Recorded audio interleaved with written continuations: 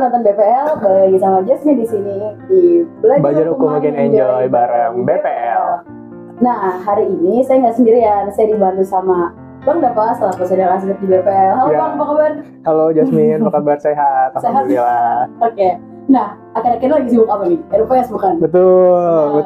Nah, karena akhir-akhir ini saya dan Bang Dava lagi sibuk RUPS dan kita nih sebenarnya masih mau tahu nih gimana sih cara RUPS yang benar menurut hukum di Indonesia, skemanya, terus sanksinya itu apa aja. Makanya hari ini podcast BPL udah datengin Kak Almira selaku asosiat di BPL untuk bantu kita cari tahu apa aja sih sebenarnya yang harus dilakuin kalau RUPS ini dilaksanakan. RUPS, betul. Nah, Kak Almira di sini tuh kalau nggak salah udah 4 tahun ya, benar Kak? Betul. Nah, 4 tahun tuh cuma ngurus RUPS aja di BPL. Enggak cuma RUPS, sorry. Enggak dong ya, harus pasti yang lain-lain juga lah Kak Almira ya. Benar. Tapi selama 4 tahun ini Kak, ngurus RUPS tuh udah seberapa sering sih Kak?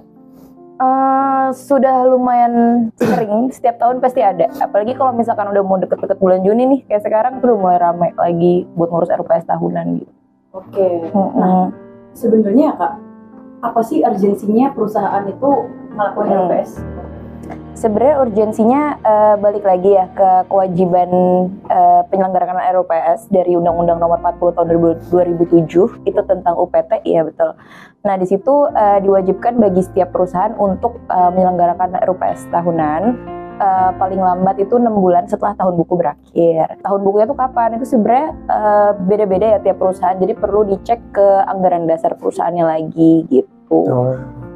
Itu sih. Selain itu juga penyelenggaraan RUPS ini juga penting karena sebagai transparansi dari direksi juga ke pemegang saham ya. Jadi saat penyelenggaraan RUPS tahunan, direksi kan menyampaikan seperti laporan tahunan, laporan keuangan kayak gitu kan. Nah itu nanti dari pemegang saham akan ngecek nih gimana kondisi keuangan perusahaan gitu. Nah dari situ akhirnya pemegang saham bisa nih memberikan putusan strategis lainnya gitu untuk perkembangan perusahaan. Berarti kalau untuk waktunya pakem itu emang nggak ada ya? Kayak misalkan bulan Mei kah, atau bulan Juni kah, atau bulan Juli kah, pada setiap bulan itu emang nggak ada pakem ya, atau tergantung balik kita ngitung anggaran dasarnya? Betul, sebenarnya nggak ada pakemnya, yang penting dia tidak melebihi 6 bulan setelah tahun buku berakhir, itu untuk RUPS tahunan ya. Kalau dari penjelasan kakak tadi kan RUPS nih bagi dua ya berarti ya? Ada RUPS tahunan sama RUPS luar biasa. Betul. Nah, apa sih sebenarnya bedanya Kak? Bedanya sebenarnya simpelnya itu bisa dilihat dari agenda RUPS-nya gitu ya. Kalau misalkan direksi mau menyelenggarakan RUPS dengan agenda seperti laporan tahunan, terus penyampaian laporan keuangan dan pengesahan, terus misalkan pembagian dividen, nah itu masuknya ke RUPS tahunan. Tapi kalau misalkan direksi mau menyelenggarakan RUPS-nya misalkan atas permintaan pemegang saham, untuk pergantian seperti komposisi direksi dan komisaris, terus adanya pemegang saham yang mau jual saham nih, nah itu bisa dilaksanakan sewaktu-waktu atau yang biasa kita kenal dengan RUPS luar biasa. Gitu. Yang punya kewenangan ini sebenarnya siapa sih Kak? Kayak di perusahaan ini kayak misalkan apakah pemegang saham itu sendiri atau perusahaan melalui direksi atau komisaris itu gimana? Sebenarnya yang punya kewenangan menyelenggarakan RUPS itu direksi, tapi atas permintaan dari pemegang saham atau dewan komisaris gitu. Nah, aku ada beberapa case di mana direksinya nggak mau nyelenggarain RUPS. Nah itu gimana? Itu sebenarnya bisa pemegang saham itu mengajukan permintaannya ke dewan komisaris saja. Dengan permintaan itu disebutkan juga bahwa direksi tidak mau menyelenggarakan RUPS, jadi agar dewan komisaris menyelenggarakan RUPS tersebut gitu. Tapi solusinya kalau kayak gitu gimana? Kalau misalkan direksi tadi nggak mau menjalankan RUPS? Iya, jadi nanti yang menyelenggarakan RUPS-nya dari Dewan Komisaris. Oh, aman tapi? Aman. Berarti semua dokumennya nanti, nah sebelum masuk ke dokumen nih Kak, sebenarnya yang harus kita prepare itu tuh apa aja sih sebelum kita mulai RUPS ini? Yang harus di-prepare sebenarnya balik lagi, pertama kali banget sebelum menyelenggarakan RUPS, paling penting itu adalah mengecek kembali anggaran dasar perusahaan, karena di situ ada prosedur cara menyelenggarakan RUPS gimana. Kalau misalkan di anggaran dasar nggak ada, baru kita cek ke UPT gitu. Iya betul, karena pasti diatur juga kayak misalkan pemanggilan harus berapa lama, terus materi harus ada kapan, kayak gitu. tadi kan sempat ada info kayak RUPS luar biasa sama RUPS tahunan ya. Nah, kalau untuk quorumnya sendiri antara dua ke RUPS tersebut itu ada perbedaan nggak sih atau emang sama aja? Itu gimana? Beda. Perlu diketahuin dulu bahwa quorum dalam RUPS itu ada dua. Ada quorum kehadiran sama quorum suara namanya kalau saya nyebutinnya. Jadi quorum kehadiran itu berapa banyak pemegang saham yang harus hadir dalam RUPS tersebut. Sementara kalau quorum quorum suara itu simpelnya adalah suara tersebut bisa sah jika ada berapa banyak pemegang saham. Gitu. Nah, dari situ baru ada lagi nih quorum RUPS tahunan, ada juga quorum RUPS luar biasa. Nah, balik lagi, kalau misalkan mau menjalankan RUPS, konsepnya adalah harus ngecek dulu anggaran dasar perusahaan. Gitu. Jadi di anggaran dasar perusahaan bisa nih diatur quorum RUPS tahunan misalkan setengah dari bagian saham yang diambil. Terus quorum RUPS untuk luar biasanya bisa jadi 2/3 seperti itu. Jadi balik lagi memang semuanya ke anggaran dasar ya, ke anggaran dasar dan agenda dari RUPS itu sendiri gitu. Khususnya kayak misalkan aksi korporasi itu penting banget buat ngecek karena pasti ada quorumnya. Aksi korporasi kayak pengambil alihan, terus merger itu pasti ada quorum RUPS-nya. Masing-masing beda lah ya. Masing-masing beda, betul. I see. Kenapa sih dibedain? Kenapa dibedain sih sebenarnya kembali lagi ya.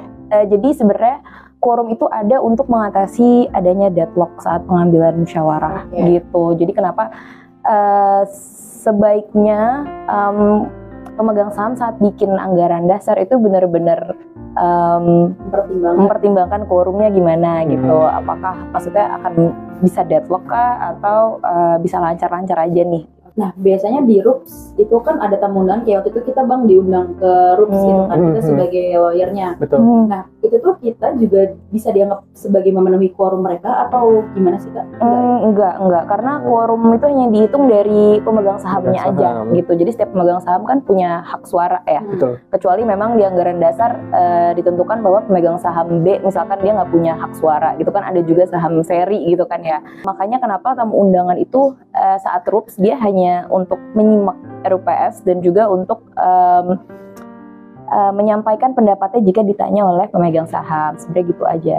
Nah, kalau misalkan nih Kak, kan tadi kan kewajiban yang menyelenggarakan RUPS adalah direksi ya? Iya, betul. Direksi. Nah, kalau misalkan gimana kalau misalkan direksi ini tidak menyelenggarakan RUPS tahunan sesuai UPT itu gimana? Ada sanksi khususnya kah atau gimana? Ini maksudnya berarti direksi nggak menyelenggarakan RUPS sesuai dengan ketentuan. Betul, sesuai prosedur UPT. Okay. Sebenarnya itu banyak banget ya resikonya. Bisa dimulai dari RUPS tersebut dianggap sebagai batal demi hukum. Bisa juga diajukan gugatan pembatalan juga nih oleh salah satu pemegang saham ke pengadilan gitu. Ujung-ujungnya nanti keputusan RUPS tersebut bisa dibatalkan gitu. Yang mana kalau kayak gitu kan menimbulkan inkonsistensi kan buat para pemegang saham, direksi perusahaannya sendiri gitu. Nah, kalau telat Kak? Kalau telat itu karena RUPS ini kan sebenarnya kewajiban bagi direksi untuk menyelenggarakannya kan. Kalau misalkan telat berarti tanggung jawabnya ada di direksi itu sendiri. Yang mana direksi itu kan kalau dalam UPT dia harus menjalankan pengurusan perseroan dengan itikat baik dan penuh bertanggung jawab gitu kan. Nah kalau misalkan itu dia menyelenggarakan RUPS telat berarti dia sudah menyalahi prinsip itu. Gitu, yang mana pemegang saham itu bisa aja mengajukan gugatan ke direksi gitu. Selain itu juga ya tadi telat itu kan berarti berpotensi akan adanya keputusan strategis perusahaan oleh pemegang saham itu yang akan mundur kan gitu. Jadi sangat penting untuk melaksanakan RUPS khususnya RUPS tahunan sesuai dengan jangka waktunya. Nah terus kan tadi kan terkait RUPS balik lagi Kak, untuk perusahaan sendiri apa aja sih hal-hal atau kewajiban apa yang harus dipenuhi oleh perusahaan untuk menyelenggarakan RUPS baik itu tahunan atau luar biasa? Itu hal-hal apa saja sih Kak yang perlu disiapin? Maksudnya ini berarti kayak dokumennya gitu ya? Betul, dokumennya. Kalau itu sebenarnya balik lagi, kalau misalkan perusahaan mau menyelenggarakan RUPS tahunan atau RUPS LB secara fisik gitu ya, itu berarti perusahaan harus menyiapkan satu surat pemanggilan atau surat undangan. Nah, surat undangan itu juga harus dicek lagi nih, dia batas waktu penyampaian surat undangan itu kapan gitu. Kalau di UPT dia 14 hari, tapi tidak memperhitungkan hari RUPS. Jadi kalau aku amannya personally aku ngitung itu 15 hari aja gitu. Iya, jadi safe lah ya. Iya, safe gitu. Nah, terus yang kedua, siapin juga nih draft surat kuasa, karena kan kadang ada pemegang saham yang nggak bisa hadir, akhirnya diwakilkan gitu kan. Gitu. Selain itu juga biasanya aku nyiapin juga draft berita acara rapatnya gitu. Jadi pas keputusan ya udah itu kita udah ada draftnya, kita tinggal sesuaiin lagi sesuai dengan keputusan pemegang saham pada saat RUPS gitu. Kalau di lain itu sih biasanya aku siapin juga kayak daftar hadir, terus tata tertib RUPS-nya kayak gimana gitu. Jadi kan kakak ada bahas tentang berita acara ya. Nah, berita acaranya itu wajib untuk diaktakan atau ya udah bawah tangan aja gitu? Oke, itu tergantung. Balik lagi tergantung. Tergantung ini maksudnya adalah agenda RUPS itu apa gitu. Oh, macam-macam berarti. Macam-macam. Ada yang memang wajib diaktakan kayak misalkan perubahan anggaran dasar. Itu kan dia merubah seluruh anggaran dasar kan. Berarti itu dia perlu untuk diaktakan. Diaktakan dan dilaporkan ke Kemenkumham. Oke, tapi kalau misalkan RUPS-nya kayak RUPS tahunan, itu sebenarnya dia nggak ada kewajiban bagi perusahaan untuk mengaktakan itu. Jadi boleh iya, boleh enggak gitu. Malah yang tahunan ya yang nggak perlu diaktakan ya? Iya, betul. Apa karena itu dokumen confidential, karena kan ada laporan keuangannya? Apa karena itu? Iya, karena itu memang sifatnya internal perusahaan sih, kan kayak laporan tahunan, laporan keuangan, terus juga pembagian dividennya berapa, seperti itu.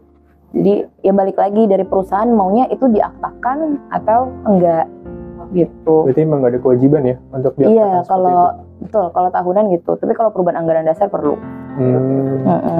Nah, mungkin aku mau nanya juga nih Kak, mungkin Kak Almira punya tips-tips biar RUPS ini bisa berjalan lancar untuk para mungkin kayak perusahaan-perusahaan di luar sana yang sesuai dengan koridor hukumnya itu gimana? Mungkin Kak Almira bisa ngasih tips buat rekan-rekan penonton. Kalau dari aku pastinya yang paling penting baca. Yang pertama baca, jangan malas baca anggaran dasar. Gitu, jangan malas baca undang-undang. Nah, dari situ baru kalau aku biasanya personally bikin action plan. Action plan ini dia bentuknya kayak hal-hal apa aja sih yang mesti aku perhatikan dalam menyelenggarakan RUPS. Kayak misalkan tadi pemanggilan jangka waktunya berapa lama, terus pemimpin RUPS harus siapa, terus kayak misalkan kedudukan RUPS itu harus diselenggarakan di mana, hal-hal yang kayak gitu yang perlu dicantumin di action plan. Gitu. Kalau itu udah, siapin dokumen-dokumen yang dibutuhkan untuk RUPS. Kayak yang tadi sebelumnya aku jelasin, kayak berita acara rapat, terus daftar hadir, surat kuasa, kayak gitu. Kalau misalkan udah semua, sebaiknya dikonfirmasi ke pemegang saham bisa hadir atau enggak. Terus kalaupun bisa hadir, hadirnya secara fisik atau online gitu. Karena kan bisa juga RUPS online kan, yang penting terlihat dan terdengar dengan jelas gitu. Tadi mungkin ada tambahan juga, kayak misalkan kan RUPS offline ya, ada RUPS yang tatap muka. Itu apakah ada ketentuan atau kewajiban perusahaan itu menyelenggarakan di misalkan di area A atau di area B di situ? Apakah ada kewajiban itu atau ya bebas saja? Maksudnya tergantung keputusan para pemegang saham, itu gimana Kak? Sebenarnya kembali lagi ke anggaran dasar gitu. Balik lagi. Emang semuanya harus balik lagi ke anggaran dasar. Betul. Cuman sampai sejauh ini sih ya, kalau di anggaran dasar mengatur itu pasti RUPS diselenggarakan di tempat kedudukan perseroan, melakukan kegiatan usahanya. Jadi misalkan perusahaan ada kantor pusat di Tebet, terus ada juga kantor operasional misalkan di Cilandak. Nah, dia bisa aja menyelenggarakan RUPS di Cilandak gitu. Pokoknya tempat di mana perusahaan itu melakukan kegiatan usahanya. Gitu. Oke, berarti kayak misalkan Jakarta Selatan ya harus di Jakarta Selatan. Kalau misalkan di aktanya di anggaran dasar itu misalkan perusahaan itu berdiri di Jakarta Pusat, tapi menyelenggarakan RUPS-nya itu di Bali, ada masalah nggak sih? Sebenarnya balik lagi, kalau di RUPS itu para pemegang saham harus setuju 100%. Oke, berarti gitu. balik lagi ke musyawarah Para pemegang saham, betul. Sebenarnya selain RUPS tuh RUPS fisik ya, sebenarnya selain RUPS fisik itu misalkan pemegang saham ada kesulitan untuk kayak menjadi satu gitu ya, berkumpul menjadi satu. Bisa aja pemegang saham tuh bikin ini aja, bikin keputusan sirkuler kita. Apa itu? Gitu. Keputusan sirkuler itu penyelenggaraan pengambilan keputusan di luar rapat umum pemegang saham. Jadi prosedur-prosedur kayak tadi tuh, kayak misalkan pemanggilan kayak gitu, kalau misalkan para pemegang saham udah setuju 100% secara bulat untuk menyelenggarakan keputusan sirkuler, misalkan tentang penggantian direksi gitu ya, nah itu pemegang saham tinggal bikin keputusan aja, hitam di atas putih dulu. Nah nanti dari keputusan itu baru diaktakan ke notaris. Tapi itu syaratnya adalah 100% pemegang saham setuju. Kalau ada pemegang saham yang nggak setuju, itu harus RUPS balik lagi. Oke, berarti gitu. catatannya adalah 100% pemegang saham harus setuju baru bisa tadi sirkuler tadi. Iya, betul. Berarti nggak perlu yang namanya quorum dan yang lain-lain. Berarti kalau sirkuler tuh yang penting ya udah semuanya setuju. Ya udah tinggal dibuat keputusannya, nanti tinggal diaktakan ke notaris. Betul, karena kan memang udah 100% setuju gitu kan konsepnya. Kan tadi ada surat kuasa. Nah kalau sirkuler apa ya bisa dikuasakan juga? Karena kan mayoritas ya udah setuju, perlu dikuasakan. Sebenarnya kalau banyak pertentangan tentang itulah. Nah, jadi ada yang bilang bisa, ada yang bilang nggak bisa. Cuman memang sebaiknya, karena kita kan lawyer corporate juga ya, jadi sebaiknya memang kita memitigasi hal-hal yang resiko-resiko itulah. Jadi baiknya memang ya udah 100% pemegang saham tanda tangan aja gitu. 100%. Itu sebetulnya perlu tanda tangan basah atau perlu nggak sih? Digital tuh boleh nggak sih? Kalau untuk RUPS khusus kalau negeri kan susah dong mau. Iya betul. Kalau misalnya pemegang sahamnya jauh. Kalau aku sih punya case kemarin sempat dia mau keputusan sirkuler pemegang sahamnya, agendanya udah pada setuju 100%. Cuman satu pemegang saham berhalangan untuk ada di Indonesia. Jadi akhirnya pemegang saham ini menggunakan e-sign tapi yang tersertifikasi ya, bukan yang asal-asal, bukan yang kamu tanda tangan di scan ya, bukan yang gitu, di foto ya, bukan yang gitu. Iya, emang udah legit lah ya. Iya, asalkan dia catatannya sih dia WNI ya, kalau itu masih bisa diterima. Nah ini Kak, kita mungkin bahas kasus ya Bang ya di sini. Boleh. Bahas kasus. Sering dengar nggak sih yang kemarin tuh ada yang dia itu perusahaan mau melakukan aksi korporasi. Iya. Dia mau melakukan aksi korporasi, cuman dia nggak RUPS. Kok bisa itu? Maksudnya gimana tuh Kak? Seharusnya by law nggak boleh. RUPS itu sebenarnya bisa aja dianggap sebagai cacat hukum. Gitu. Jadi RUPS yang udah dilangsungkan nih tanpa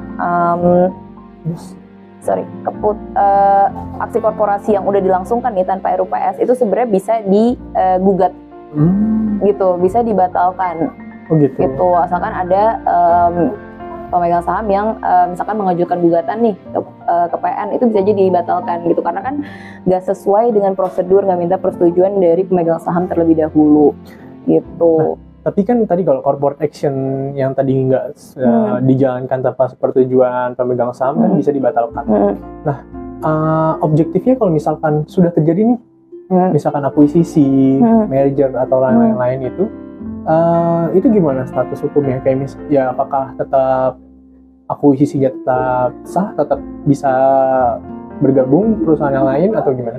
Nah itu kalau misalkan diajukan gugatan ke PN gitu ya, terus dari pengadilan juga udah dibatalin nih aksi korporasinya, nah ya udah nggak sah berarti kerugian yang udah maksudnya dalam akuisisi kan juga pasti pemegang saham kayak ini kan apa sih namanya, mengeluarkan modal kayak gitu kan, pasti ada biaya-biaya yang timbul dari aksi korporasi tersebut. Nah ya udah biaya yang itu tergantung nanti gimana keputusannya di pengadilan. Kesulitan apa sih yang biasa Kakak hadapi kalau misalnya mau kan kalau sirkuler kita bisa ya udah mungkin dapat setuju udah tinggal di draft kirim notaris. Nah kalau kesulitan yang Kakak hadapi kalau mau RUPS tahunan nih, RUPS tahunan tuh boleh sirkuler juga Kak? RUPS tahunan boleh juga sirkuler, asalkan 100% setuju. 100% setuju. Nah kalau yang RUPS mau dilancarkan secara fisik nih, itu obstacle-nya apa aja? Macem-macem sih ya. Yang pasti kalau sepengalaman aku saat ini, kayak misalkan tiba-tiba deket hari H quorumnya nggak nyampe, kayak gitu bisa aja obstacle. Terus akhirnya kan kalau kayak gitu kita harus postpone RUPS itu, kita bikin lagi RUPS kedua gitu kan nanti gitu. Ada juga yang kayak misalkan ada nih kuasa pemegang saham datang tapi ternyata nggak ada kuasanya. Nah itu tuh yang agak-agak gitu. susah gitu. Oke. Kalau dari saya sebenarnya saya udah cukup kebuka nih ya, Bang. Ya alhamdulillah udah, maksudnya sudah clear lah, kayak misalkan tadi kan ada kewajiban, quorum yang harus dipenuhi berapa, kan ada perbedaan juga, RUPS tahunan, RUPS luar biasa dan lain-lainnya. Saya sih udah cukup, mungkin bisa mengedukasi teman-teman juga yang menonton ini gitu sih. Semoga teman-teman pelaku usaha, ini kan udah mau bulan Juni atau Juli sih Kak? Biasanya perusahaan per Juni sih, terakhir ya. Oke, ini kan udah Mei. Nah bulan depan kan teman-teman udah mulai untuk RUPS tahunan ya. Semoga dengan adanya podcast ini teman-teman wawasannya jadi lebih terbuka tentang hukum di Indonesia gimana sih kalau misalkan khususnya RUPS. Betul. Nah, semoga apa yang dari tadi kita bicarakan di sini bisa diserap dan dilakukan dengan baik ke depannya. Pada dasarnya sebetulnya RUPS ini kembali ke anggaran dasar ya. Kuncinya di anggaran dasar. Betul. Gimana perusahaan ini mengatur jalannya RUPS ya di anggaran dasar. Cuman kalau nggak diatur bisa di UPT gitu. Sorry, satu lagi. Kalau dia perusahaan terbuka berarti harus cek POJK juga. Oh gitu. Jadi tergantung, kalau ada instansi kayak kalau ada perusahaan kayak perusahaan terbuka, itu harus dicek di instansi pengampunya masing-masing gitu. Oke, seperti itu teman-teman. Jadi yang pertama kita harus cek dulu di anggaran dasar. Yang kedua, kalau di anggaran dasar nggak diatur, ya udah cek aja di UPT. Kalau di UPT nggak diatur, berarti ke anggaran dasar. Aduh, pasti diatur dong. Kesepakatan pegang saham. Wah, ada nggak sih Kak yang kayak gitu? Belum ada sih sejauh ini, belum ada. Karena pasti diatur Bang. Betul. Oke teman-teman, kalau lu perusahaan terbuka bisa dilihat di POJK terkait ya, atau apa POJK nomor berapa?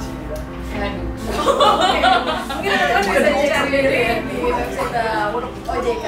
Itu kalau perusahaan terbuka mungkin diaturnya di peraturan terbuka. Itu saja mungkin dari podcast kali ini. Terima kasih sudah menonton. Jangan lupa like, subscribe, dan komen di channel BPL di bawah ini. Akhir kata dari kami. Enjoy. Thank you. Dadah.